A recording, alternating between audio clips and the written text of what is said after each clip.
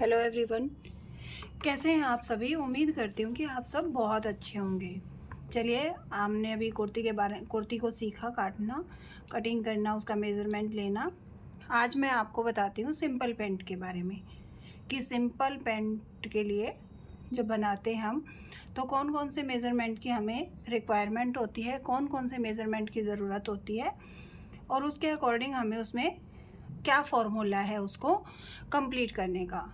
क्योंकि जो पैंट होती है वो भी हमारी साइड से, मतलब अंदर की साइड से उठती है, तो उसका क्या रीज़न है वो सब मैं आपको बताऊंगी और उसको किस तरह से हम सही तरीके से उसकी कटिंग कर सकते हैं उसके बारे में भी बताऊंगी। तो देखिए, सबसे पहले मैं आपको बताती हूँ कि जो सिंपल पैंट होती है उसके लिए किन किन मेज़रमेंट की ज़रूरत होती है, कौन कौन से मेज़रमेंट हमें लेने ज़रूरी हैं।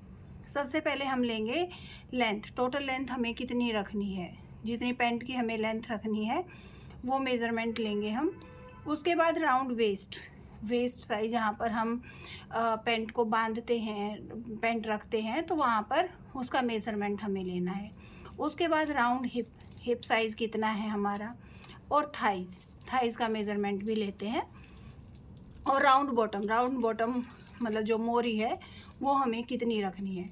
तो जो भी हम सिंपल पैंट बनाते हैं उसके लिए हमें इन मेज़रमेंट की ज़रूरत होती है। ठीक है, तो जो भी क्लाइंट है उसका अच्छे से आप मेज़रमेंट ले लीजिए पैंट के अकॉर्डिंग। जो भी साइज़ आप बताया जा रहा है उसी के अकॉर्डिंग आप मेज़रमेंट रखिए। अब देखिए फ्रेंड्स, इसमें हम जो सिंपल पैंट की कटिंग करते हैं उसमें कौन सा फॉर्मूला यूज़ करते हैं, मतलब हमें कितना ईज रखना है, कितनी हमें लेंथ में उसमें कितना मार्जिन ऐड करना है, तो वो कैसे करते हैं हम। चलिए बताती हूँ। लेंथ है, उसमें टोटल लेंथ में हम क्या करेंगे, -1.25 यानी कि 1.25 है वो हम कम कर देंगे लेंथ में से। वो क्यों करेंगे, क्योंकि जो हमारा ऊपर बेल्ट लगती है वो बेल्ट हमारी 1.25 के करीब होती है, तो हम उसको जितनी भी बेल्ट लगाएंगे उतना हम कम कर देंगे।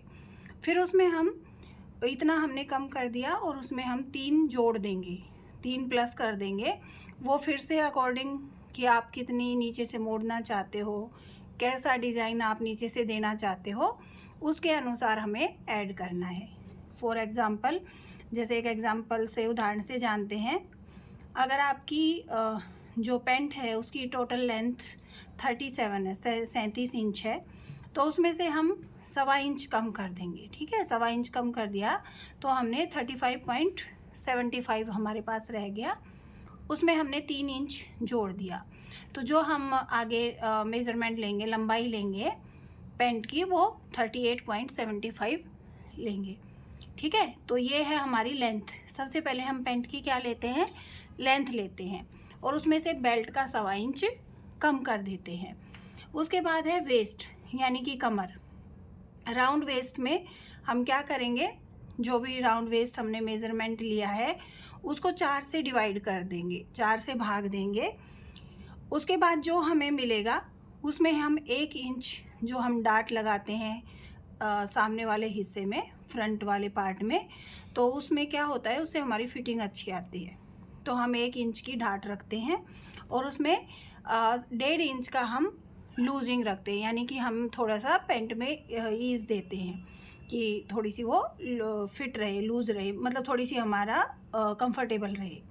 जैसे है एग्ज़ाम्पल है 40 है हमारा राउंड वेस्ट, उसको हमने 4 से डिवाइड किया और उसमें 1 इंच हमने इसका ऐड किया जो हम डाट लगाएंगे, और 1.5 हमने उसमें ईज़ ऐड किया। ठीक है, थोड़ा लूज़ रखा उसको। तो ये हमें मिला 10 हो गया हमारा। 40 को जब हम 4 से डिवाइड करेंगे तो 10। 1 इंच हमारा ये इसका आ गया, हमारा डाट का हमने ले लिया, जो डाट लगाते टाइम कट हो जाएगा वहाँ पर, और ईज़ रखा हमने 1.5 इंच। तो यहाँ पर हमें मिला 12.5। तो जो भी हमारी मेज़रमेंट है, जो भी जिस भी क्लाइंट का जितना भी मेज़रमेंट है उसके अकॉर्डिंग लेंगे और इसमें इस तरह से हम मार्जिन ऐड करते जाएंगे जो जो मैंने बताया है। ठीक है, उसके बाद है हमारा जो मेन प्रॉब्लम आती है वो आती है क्रोच एरिया। जो हम आसन निकालते हैं कि आसन हमें किसके अकॉर्डिंग निकालना है, कितना होना चाहिए आसन, तो वो उस बात का वो उसमें हमेशा प्रॉब्लम आती है। और उसमें प्रॉब्लम आती है उसकी वजह से जो हमारी पैंट वो साइड से उठती है, वो भी रीज़न वही है। तो इसका हमें कैसे ध्यान रखना है, जो हमारी राउंड हिप है उसको हम 4 से डिवाइड करेंगे। तो 44 है, 4 से डिवाइड किया 11 आ गया। 11 के अलावा हम यहाँ पर कुछ भी ऐड नहीं करेंगे, क्योंकि हमें जो वो बेल्ट का है ऊपर 1.25 सवा इंच के करीब है, वो हमें लूजिंग मिल जाएगी। अगर हम इससे ज़्यादा करेंगे तो हमारा आसन लंबा हो जाएगा, और आसन लंबा होगा तो भी कंफर्टेबल नहीं रहेगी पैंट। तो यहाँ पर हमें हमेशा प्रॉब्लम होती है, हमेशा हम ये सोचते रहते हैं कि हमें क्रोच एरिया यानी कि आसन कितना लेना है। तो हमेशा राउंड हिप को मेज़र करो, उसका माप लो और उसको 4 से डिवाइड करो, और उसमें कुछ भी ऐड मत करना, क्योंकि उसमें जो मार्जिन ऐड होगा वो बेल्ट का ऐड हो जाएगा 1.25 इंच, और जो बहुत है। ठीक है, अगर हम इस तरह से क्रोच एरिया रखेंगे तो साइड से उठने की प्रॉब्लम नहीं आएगी। उसके बाद है थाइज़ का मेज़रमेंट। ठीक है, राउंड हिप, उसमें हम राउंड हिप है जो उसको 4 से डिवाइड करेंगे, और 1 इंच जो हम यहाँ पे ये देखिए, जो हमने यहाँ पे आसन का निशान लगा दिया, ये हो गया हमारा आसन। इसके बाद जो हम यहाँ से पैंट का जो ये थाइज़ वाला हिस्सा लेते हैं, अब मैं उसकी बात कर रही हूँ। ठीक है, तो राउंड हिप कितना आया था हमारा 11, वही हो गया। तो हमने यहाँ पर 4 से डिवाइड किया, राउंड हिप 4 से डिवाइड किया, 11 बच गया हमारे पास। 1 इंच हमने ईज़ ऐड कर लिया, यानी कि हम यहाँ से 12 इंच तो ये लेंगे, और 2.5 इंच हम ये क्रोच एरिया जहाँ से हम गोलाई देते हैं, देखो इस तरह से जहाँ से हम गोलाई देते हैं ना, वो लेंगे हम 2.5 इंच। अगर कोई पतला है तो हम 2 इंच ले सकते हैं, 2 इंच ले सकते हैं। ठीक है, और जैसे 44 अगर किसी की हिप है तो 2.5, अगर इससे ज़्यादा हिप है 46 है, 47 है, तो 3 इंच तक ले सकते हैं। लेकिन 3 इंच से हमें ऊपर नहीं जाना है, 3 इंच बहुत है। ठीक है, 3 इंच से ऊपर चाहे कोई किसी की हिप कितनी भी हो, उससे ऊपर हमें नहीं जाना है। तो ये नॉर्मली हम लेते हैं 2.5। ठीक है, तो हमारा फिर जो हम यहाँ पे क्रोच की शेप देते हैं, जो आसन की शेप देते हैं ना, वो लेते हैं हम 2.5। तो देखो एग्जांपल, जैसे 11 हमारी हिप आ गया था राउंड, 4 से जब हमने डिवाइड किया, हमने उसमें 1 इंच ईज़ ऐड कर दिया तो 12 हो गया था। और फिर हमने 2.5 हमारा क्रोच एरिया, यानी कि जो ये वाली लाइन हम लगाएंगे यहाँ से, ये होगी हमारी 14.5 पे।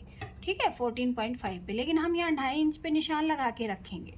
ठीक है, 2.5 इंच पे निशान लगाएंगे, वहीं से हमें गोलाई देनी है। इस बात का हमें हमेशा ध्यान रखना है। तो आप जो मैंने ये मेज़रमेंट बताए हैं, इसके अकॉर्डिंग आप मेज़रमेंट लेंगे और इस तरह से लूजिंग ऐड करेंगे, तो आपकी पैंट में कहीं पर भी उठने की प्रॉब्लम नहीं होगी। जो हमारी साइड से पैंट उठती है वो कभी नहीं उठेगी। ठीक है, तो आप इसका स्क्रीनशॉट ले लीजिए और एक बार इसको ध्यान से देख लीजिए। आप अपने अकॉर्डिंग, जो आपका हिप साइज़ है, जो आपका थाइज़ है, एक बार इस फॉर्मूलाज के अकॉर्डिंग आप एक बार उसको देखिए कि कितना होना चाहिए और आप कैसे लेते हो। अगर आप इस तरह से मेज़रमेंट लेंगे तो आप पैंट को बहुत अच्छे से कट और स्टिच कर पाएंगे। अब नेक्स्ट वीडियो में मैं आपको बताऊंगी कि किसी भी मेज़रमेंट के अकॉर्डिंग हमें पैंट किस तरह से कट करनी चाहिए। ठीक है, उसमें मैं आपको ये भी बताऊंगी कि आगे और पीछे का हिस्सा है वो हमें कैसे कट करना है। नॉर्मली हम क्या करते हैं, पहले हमने आगे का किया, पूरा उसको कट कर लेते हैं, फिर पीछे का उसके ऊपर रख के करते हैं। ठीक है, तो मैं आपको बताऊंगी, वहाँ पर भी हमारी प्रॉब्लम आती है, वहाँ पर भी जो पैंट की कटिंग है वो अच्छे से नहीं हो पाती है। तो जब पैंट की कटिंग करेंगे तो मैं वहाँ पर बताऊंगी कि आपको कैसे फ्रंट पार्ट की और किस तरह से उसके ऊपर फ्रंट के ऊपर बैक रख के, बैक के ऊपर फ्रंट रख के किस तरह से हमें उसकी कटिंग करनी है। ठीक है, और उसकी फिर स्टिचिंग में भी थोड़ा सा आता है, स्टिचिंग के बारे में भी बताऊंगी, जहाँ से हमारा पैंट उठने की प्रॉब्लम आती है। तो वो भी मैं आपको बताऊंगी। तो एक बार इस फॉर्मूलाज के अकॉर्डिंग आप अच्छे से इस वीडियो को देख लीजिए। उसके बाद नेक्स्ट वीडियो में मैं आपको सिंपल पैंट की कटिंग करना सिखाऊंगी। धन्यवाद, धन्यवाद एवरीवन।